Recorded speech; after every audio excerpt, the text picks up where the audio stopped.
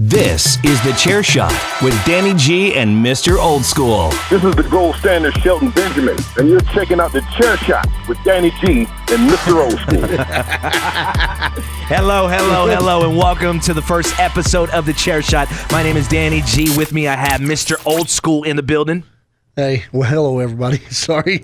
I was thinking about Danny's dogs here because they're in an intimate relationship. I've got some good pictures I'll post on our Facebook page. They are not gay, by the way. But yes, this is episode number 1 of The Chair Shot, being brought to you by, of course, yours truly, Danny G, Mr. Old School, and Old School Wrestling. Now, that's old school. Now, Mr. Old School, we're going to break kayfabe for a minute. Mr. Fred Urban, now, you've contributed a lot to the community. Now, I got a question for you now. As far as old school wrestling goes, when did you first start that up, and how did that actually come about? I opened up the daycare in September or October of 2011, I believe.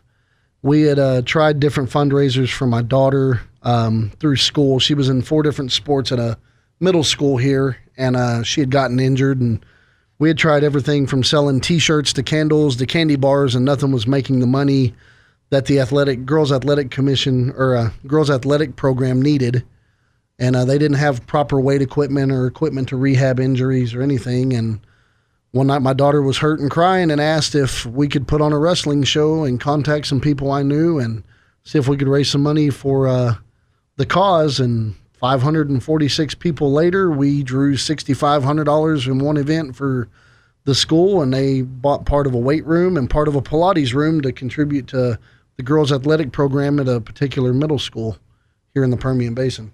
Talk about some of the superstars that you've actually brought to this market. We've had everybody from our very first event with Doink the Clown and Honky Tonk Man to Billy Gunn, Mickey James, Bret the Hitman Hart, Bushwhacker Luke, Pat Tanaka, Jerry Lawler, Scott Steiner, Kevin Nash, Scott Hall, X-Pac, all the NWO guys, James Storm, the world's greatest tag team, Charlie Haas, Shelton Benjamin, Diamond Dallas Page, you name them, they've practically been through here at some point or another. We've got Carlito, Chris Masters that have come in pretty regular that are friends of ours, and we just try to bring wrestling back to the basin that they don't get on a regular circuit such as WWE because they only come through every year and a half to 2 years. So we bring that entertainment to the basin, and there's not very many companies around that provide family entertainment for every member of the family per se without any profanity or sexual innuendos. So this kind of gives back, you know what I mean? Yeah, definitely. Now, you are pretty much the only legitimate wrestling company, professional wrestling company here in the Permian Basin that puts on these shows. And, I was talking to, you just brought up a very interesting point right now. I was talking to Ted DiBiase, as a lot of people know, as a $1 Million Man from his WWE run. Now, he was telling me as far as the history of wrestling when he was coming up during his era, the Amarillo territory, and he was just mentioning how he used to perform a lot of shows at the Ector County Coliseum during his heyday, and he was just explaining to me how huge professional wrestling was in this market. And I don't think it was, I don't even think it was active at all after that era right there until you came along. No, there wasn't. I was with Terry Funk the end of November, and we were discussing the old days when they used to run here every week. And they used to run every Tuesday or Wednesday night at the Coliseum, and they would have 2,200 people every week religiously for years. I mean, that's unheard of. And then, the late 80s or early 90s, Vince McMahon and the WWF, would come to town every 3 to 4 months, but it was never a televised taping or anything like that. And there was another couple of companies that, I guess in the late 90s, early 2000s that tried to run here, but none of them have had the success as OSW has. And I couldn't have done it without involving myself with the right people. I had reached out to people that were my mentors and people that I had broken the wrestling business with, and they actually gave me the guidance I needed to be successful, and it's a successful formula, and it's pretty much the structure that Vince McMahon's based off of, and we've had good. We've drawn everywhere from 350 people to 1,300 people a show, so that's not bad for a smaller independent wrestling company. Definitely. Now, 2016 is in the books. 2017 upcoming shows? What can we look forward to as far as old school wrestling? Wow. This year's pretty stacked. January 28th, we're tag teaming up with the Odessa Jackalopes for a meet and greet with WWE Hall of Famer Road Warrior Animal. We'll be coming out before the hockey game. OSW will put on 2 to 3 matches. For $20, you'll get to see us perform. You'll get to meet Road Warrior Animal, get a picture wearing the shoulder pads with him. You'll get an autographed 8x10. Animal will drop the puck to the hockey game, as well as you get to watch a hockey game. So that's one event. But if you pay that $20 ticket, you also get a general admission ticket to our show the very next week, February 4th. It's called Wrestle Bowl 2017, and we'll have former WWE superstar Carlito on the card, as well as OSW champion and former WWE superstar, part of the world's greatest tag team, Charlie Haas. Wow. So you get 2 events for $20 that it's pretty much unheard of. So a family of 4 can come out and really enjoy themselves without anyone breaking the bank or taking all their money that they have. We try to do family-friendly shows. Our VIP tickets range from $20 to $25, $30, but all of our general admission seats are always $5. So you can always come out for, like I said, a family of 4 for $20, and you can't do that anywhere else. Yeah, it's a steal. Yeah, really. Yeah. Now, as far as tickets, you could definitely get those obviously at the Jackalopes box office, but exclusively, your tickets are available at Endless Horizons as well, right? Yeah. Pretty much everything OSW does, ticket-wise, with the exception of partnering up with the Jackalopes, is pretty much a grassroots movement. We do everything by word of mouth or spreading the word. We flyer and paper the town with flyers, use social media to advertise. And Sam Logan and Endless Horizons definitely stepped up and helped us, and they're the only ticket outlet for OSW. You can get your tickets there or from any OSW member. We'll have the wrestlers deliver tickets to your house, or meet you in public and give them to you. That way, we interact with you, and it's more of a personal experience. This is episode 1 of The Chair Shot with Danny G and Mr. Old School, the show dedicated to professional wrestling. Now, not only are you going to be hearing great interviews with current active wrestlers from the WWE, Ring of Honor, TNA, Lucha Underground, and from all over the world. We'll also be having some great interviews with some of the legends that you grew up with, and we'll also be touching bases on entertainment news, pop culture, sports. Sam Logan over with Endless Horizons will have your music review. Oh yeah, did I also mention that we have Shelton Benjamin on the show? Somebody beer me. Let's get this show cracking. Let's go. Ain't no stopping me, no! You can't rock with me, and I'ma bring it to you. You can't rock with me, watch I give it to you. You can't rock with me, so let us sing it to you. Ain't no stopping me, no! You can't rock with me, and I'ma bring it to you. You can't rock with me, watch I give it to you. You can't rock with me, so let us sing it to you. Ain't no stopping me, no! It's a chair shot right now with Danny G and Mr. Old School in the building. Mr. Old School, you doing all right over there? I'm wonderful. Just keeping this seat warm. Looking fabulous, by the way. We got a special guest on the phone line, as promised earlier. Episode number 1 of The Chair Shot. We have Shelton Benjamin on the phone line. This man has accomplished so much within the wrestling industry, as far as being the WWE Intercontinental Champion, WWE United States Champion, and of course, all his accomplishments over in Japan. One half of the world's greatest tag team with, of course, Charlie Haas, WWE Tag Team Champions, and of course, former Ring of Honor Tag Team Champions. Shelton Benjamin, all the way from Houston, Texas, special guest on The Chair Shot. What's going on, Shelton? Well, it wasn't easy. The gold standard has arrived at the chair shot. So I'm doing good. One of the things that really stands out to me the most, first impressions, when I first met you, it was over at the Ector County Coliseum for an OSW show. It was actually in conjunction with the Odessa Jackalopes. You made an appearance out there. Now, one of the things I respect about you the most is you're a complete stand-up guy. You showed up to the venue. You were professional. You were classy. You made it your obligation to make sure the fans were taken care of, as far as if they got a couple of seconds with the great Shelton Benjamin, an autograph, a handshake. And for that right there, I salute you, my man. Summer 2016. I want to even say maybe early fall of 2016. My memory's a little fuzzy for the simple fact that I drink a lot. That's beside the point. However, I did tune into SmackDown. I did happen to tune into SmackDown, and there was a promo video that ran the return of Shelton Benjamin. After that, you were never mentioned as far as making your return as an active roster member for the SmackDown brand. No mentions, no promo videos, nothing. So I decided to do my own research. And I did come across an article that mentioned you were injured over in Japan while doing a tour with New Japan Pro Wrestling, which brings me to my first question. How is the healing process coming along? Basically, everything is, as far as my healing goes, it's going great. Flexibility, my strength is back. For the most part, if you were to sit and watch me, doing my everyday thing, you wouldn't realize that there was ever an injury at all. Which is a good thing, because everything's going great. I'm ahead of schedule on everything. I actually had surgery back in September 7th, so I'm at about 18 weeks out of surgery. And everything's going better than I could hope. I'm back to benching, doing push-ups. I have all my flexibility. Like, everything's going great as far as that goes. I still have a few months before I can actually get back in the ring. But if things continue as they are, I don't see any problem there. Now, when everything is good to go, you get the clearance, you're ready to rock and roll. Now, are we going to see you make a return to the WWE? Hopefully to the WWE. That's not off the table.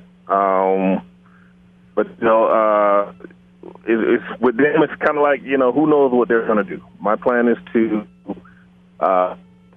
get 100%, 110%, and go back and raise some hell in the WWE once again.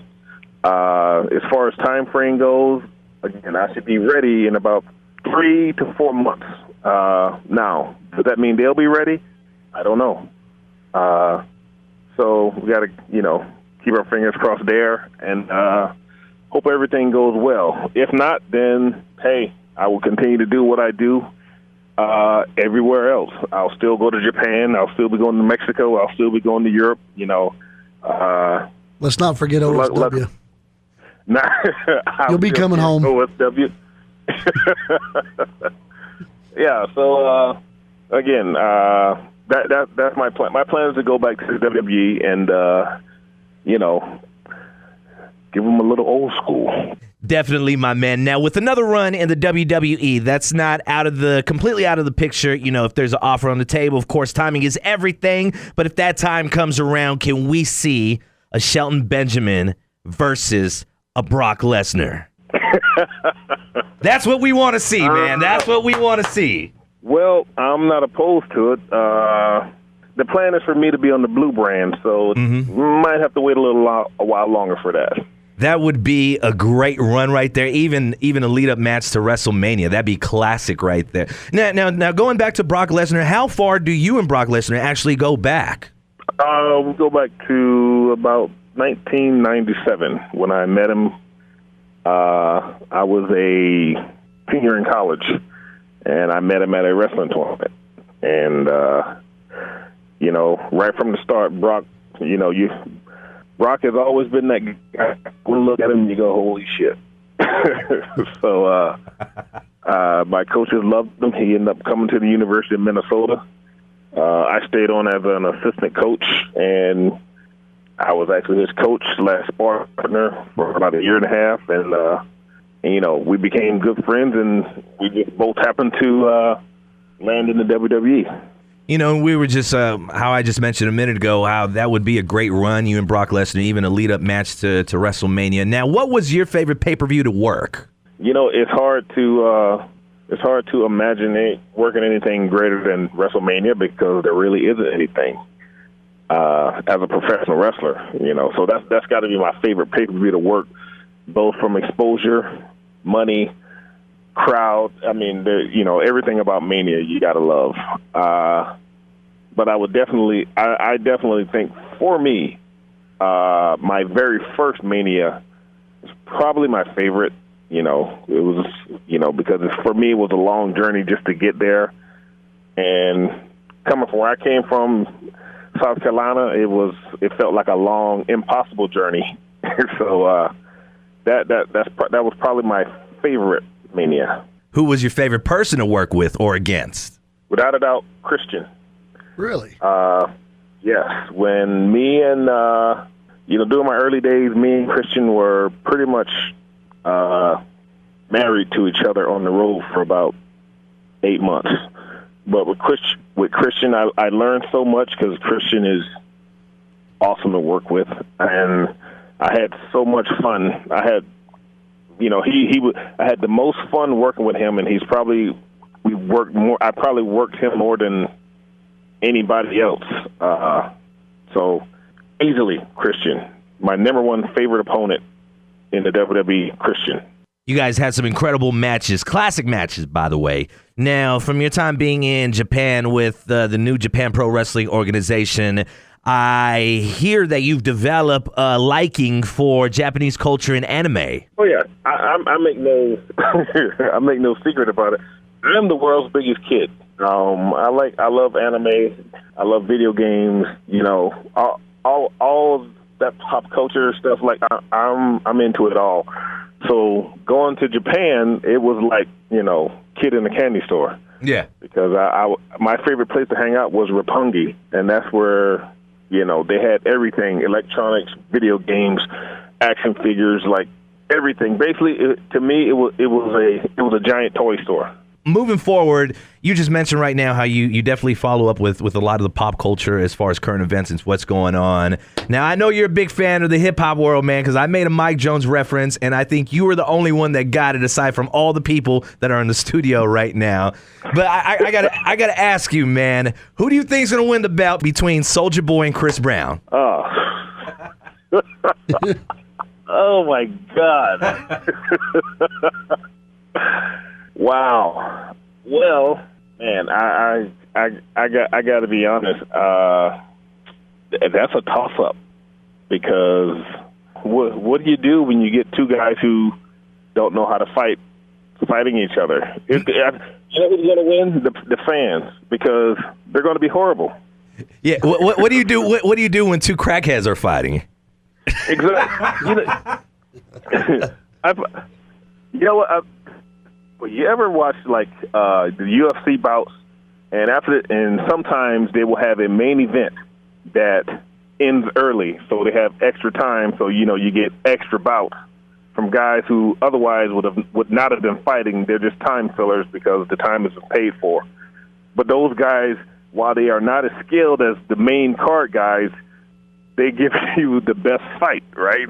Yeah. Because they just go like two guys on the street. Mm-hmm. And I love watching those fights because you don't know who to root for because you really don't know them, but they just go at it. It's their time, and I kind of see that with this Chris Brown and Soulja Boy fight. But at the same time, I kind of see them both, like two girls slapping at each other and holding their head away. Like It's like that website they used to have years ago called bumfights.com. Yeah. Where you'd go watch the bums have it out. Soulja Boy's going to have Chris Brown in a headlock talking about, I'm not Rihanna, asshole, try to hit me. Chris Brown has all these moves, so if Soulja Boy gets him in a headlock, Chris Brown may be able to maneuver out of just about anything because, just based on his dance moves alone, the guy has some wicked moves. So just on sheer athleticism and the fact that he was blonde like me, I'm gonna go with Chris Brown. You were the one that actually set the trend. You were. You heard it here right here first. You heard it first right here on the Chair Shot with Danny G and Mr. Old School. Before Kanye West and before Chris Brown, there was Shelton Benjamin. I got to give it up to you, man. You are a very approachable person, especially for an individual of your size. I mean, obviously, I wouldn't say anything about your mama on the street because you whip my ass, but yeah. You are you're a very approachable guy, man, and it's just the charm and the aura that you have around you that draws people towards you, and we appreciate you for actually joining us this evening on the Chair Shot, man. We appreciate you and all the stories you had to share. We definitely got to do a part 2 though, man, because I know you got some more stories for us. Yeah, I got a few. Some are less PG than others. That's what we're waiting for. Yeah, we'll save that for we'll save that for the next show. But we appreciate you. Now, I know there's been an outpour of support for you, especially during your injury on your social media. Now, they could all get in contact with you via Twitter and Facebook and all that, right? Via Twitter. I don't do Facebook. Facebook is the devil. It is. Shay's mama told me. You know, Twitter is when you walk into the nice neighborhood, and Facebook is when you walk into that wrong side of town. Exactly. Twitter is like Hollywood. Facebook is Compton. Now, the fans could definitely find you on Twitter, though, right? They can definitely find me on Twitter at SheltyB803. So, Shelton, what other appearances do you have coming up, or seminars, stuff like that? Because I know we were together a couple weeks ago, and you've been doing some stuff. You want to go ahead and let the fans know about what's going on, so that possibly they can come out and catch up with you and possibly have a meet and greet or something? Well, actually, I will be in Dallas on the 20th. I'll be doing a meet and I'll be appearing at a wrestling show for Texoma Wrestling. Sorry. That's NWA Texoma in Sherman, Texas. Right. Excellent. And I will also be hosting a wrestling seminar where I'll be doing a pro wrestling seminar, I should say. I got to actually make that clear because I do teach amateur and professional wrestling. But I'll be doing a pro wrestling seminar also earlier that day for the same promotion. Awesome. Let me correct myself real quick. I don't mean to cut you off, but he's no longer part of the NWA. He's dropped those letters, so it's just Texoma Wrestling. So my apologies to Mr. Robert Langdon. I'll probably hear about that for referencing those 3 letters after we get off the podcast. So, but it's okay. I mean, there's no harm in it. Everybody makes mistakes, right, Robert? So, sorry, Shelton. Well, that's good. So, if you check out the podcast, Chair Shot Podcast Facebook, I'll post a link to where Shelton's going to be at for Texoma Wrestling in Sherman, Texas. And if everything goes right and you happen to not go back to WWE, I would like to try to have you back down here in Odessa and in the Permian Basin come June. So, if something falls through there, keep in touch with me and let's get you home. Oh, definitely. Without a doubt. Because I'm having some issues with the way Charlie Haas is acting lately. I don't like his behaviors, and possibly you can talk some sense into him. You know what I mean?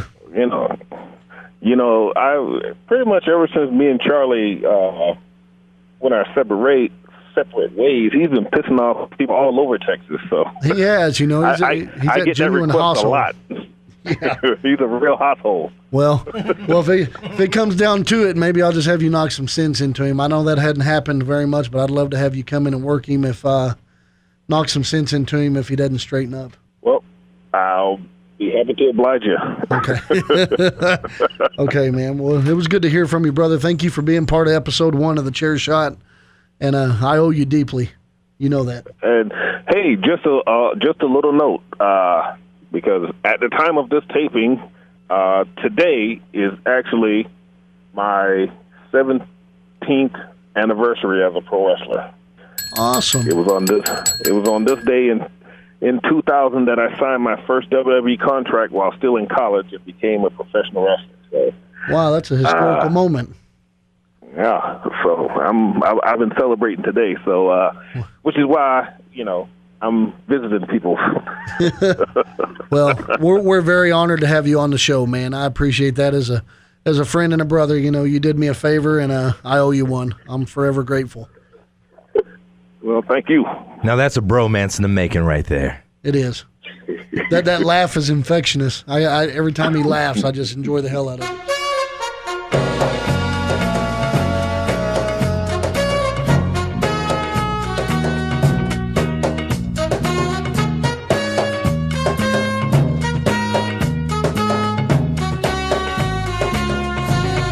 Chair Shot right now with Danny G and Mr. Old School. We got another special guest in the studio. We have all the way from Endless Horizons. I make it seem like if you drove like 200, 300 miles just to join us, but you're actually down the street. With all the closures of music stores, such as your Hastings, your CD warehouses, your Sam Goodies, all of that right there, you guys stood the test of time. You are still standing tall and independently owned. Yep, we're still here, 41 years and going strong, man. It's been a ride, that's for sure.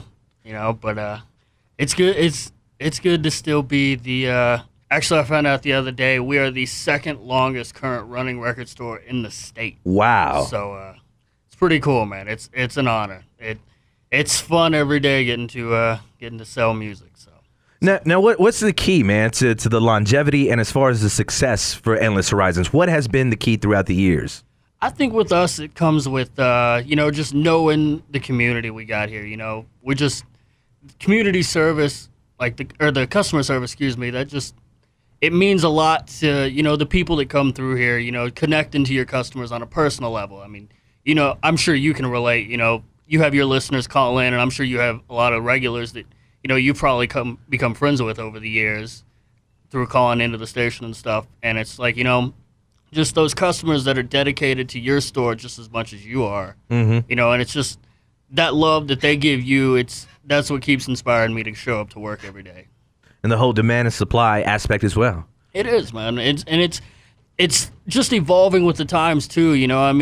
With vinyl coming back now, and then especially in this area, rap mixtapes, R&B, hip hop mixtapes, those things are huge in this area. And it's just keeping up with the times and evolving with the times, man. It's just, you got to know your customer base. It's what we try to do. Now, your father, Tom Logan, when did he set up shop? He opened in July of 1975. Wow. Yeah. Now, was it at the current location that you guys are currently at, right across OC, Odessa College? Yeah. That was the original location. Before he opened it up there, it was like a burger shop, and he came down here.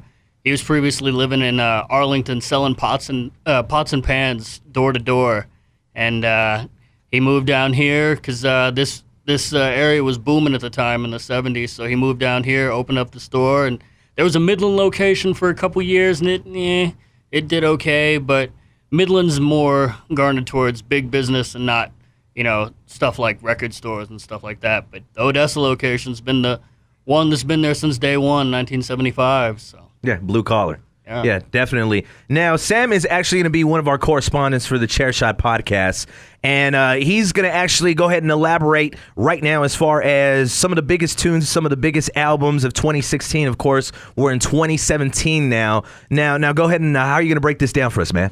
Well, let's see. I mean, I'm sure everybody's tired of hearing top 10 lists, but you know what? Mine's a little different. Mine's actually good.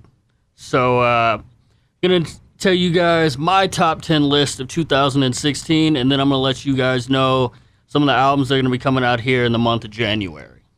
So we'll start out here with number 10. The band is called Drive-By Truckers. Probably a lot of you don't know who that band is, but they had an album come out this past year called American Band.